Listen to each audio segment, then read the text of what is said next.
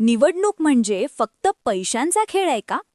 की अजूनही या शहरात रस्त्यावर रिक्षा चालवणाऱ्या सामान्य माणसाचा आवाज जिवंत आहे? पिंपरी चिंचवडच्या राजकारणात आज हा प्रश्न थेट नागरिकांच्या दारात उभा आहे.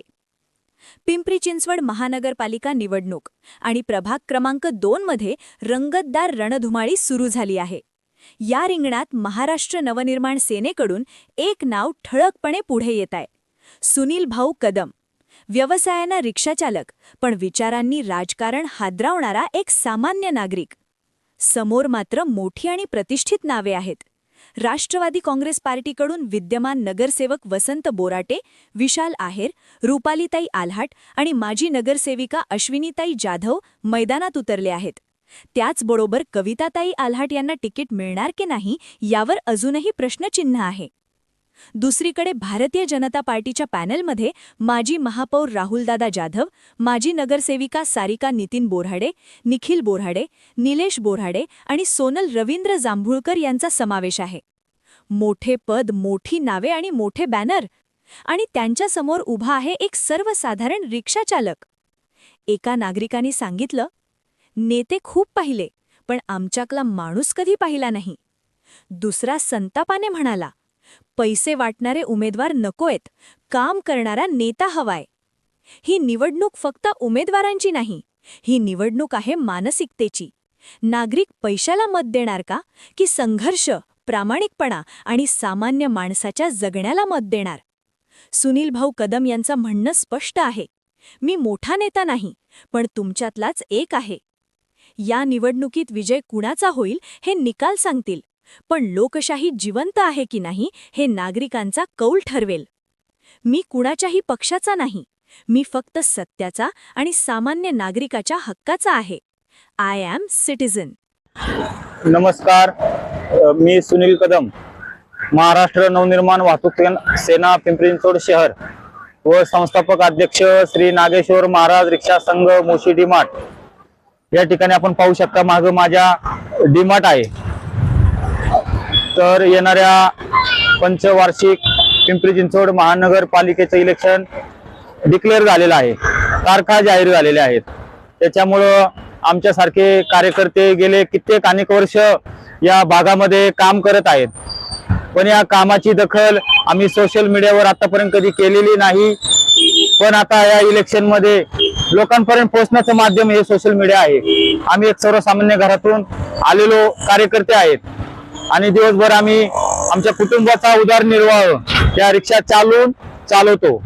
पण आम्हाला समाजापर्यंत पोहोचण्यासाठी लाखो रुपये खर्च करता येत नसल्यामुळे मी आपल्या आय एम सिटिझन या चॅनलच्या माध्यमातून या लोकांपर्यंत पोहोचत आहे.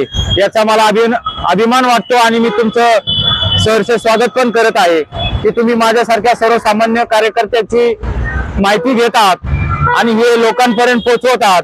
त्यामुळे मला तुमचं मनापासून आभारी आहे.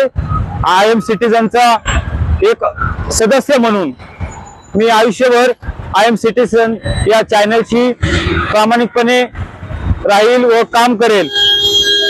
तर माझी प्रभाग 2 मध्ये महाराष्ट्र नवनिर्माण सेनेतर्फे इच्छुक उमेदवारी मी अर्ज दाखल केलेला आहे पक्षाकडे. आमचे शहराचे अध्यक्ष असतील, आमचे पक्षाचे पदाधिकारी असतील, यांना सर्वांना माझा अर्ज पोहोचलेला आहे.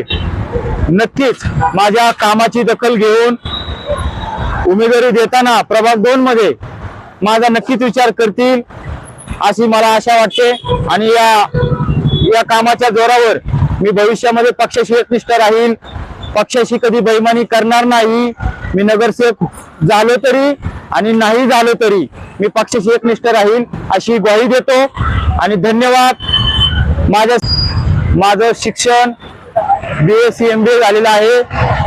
MPSC चे एक्झाम मी राज्यसेवा लोकसेवा आयोग असो किंवा STI PSI असिस्टंट या परीक्षा मी देण्याचा प्रयत्न केला, पण काही तांत्रिक किंवा काही घरगुती अडचणीमुळे मला तिथपर्यंत पोहोचता नाही आलं. पण तो मी मार्ग बंद करून आज या क्षेत्रामध्ये रिक्षा संघटना स्थापन करून रिक्षा चालक मालकांच्या ज्या शासन दरबारी ज्या अडीअडचणी आहेत, रिक्षा चालकांचे प्रश्न आहेत, ओला उबेरचे प्रश्न आहेत, मीटर पासिंगचे प्रश्न आहेत, सीएनजी बाटला पासिंगचे प्रश्न आहेत, असे असंख्य प्रश्न रिक्षा चालकांचे कित्येक वर्षापासून पेंडिंग आहेत. हे आम्हाला सोडवण्यासाठी आता आम्ही आमच्या रिक्षा चालकांमधूनच असा एक प्रतिनिधी निवडलेला आहे की जो रिक्षा चालकांसाठी काम करेल आणि प्रभागातील जनतेसाठी सुद्धा काम करेल. आणि मी निवडून आल्यानंतर या प्रभागामध्ये लोकांसाठी रिक्षा मोफत करेल, हा माझा एक शब्द आहे. त्यामुळे लोकांनी आता इथून पुढे भविष्यात रेल्वे इंजिनचं बटन दाबून राजसाहेब स्वतः प्रभागात उभा राहिले असं समजून, राजसाहेबांचा उमेदवार उभा राहिलाय म्हणून असं समजून, एक मत आपलं रेल्वे इंजिन, एक मत आपलं मराठी माणसाला, एक मत आपल्या महाराष्ट्रासाठी, असे मत प्रभाग जनतेतील लोकांनी करावे अशी माझी सर्व प्रभागातील लोकांना कळकळीची विनंती आहे की आपण यावेळेस राजसाहेबांचा महाराष्ट्र सैनिक निवडून द्यावा, ही माझी नम्र विनंती. धन्यवाद. जय महाराष्ट्र.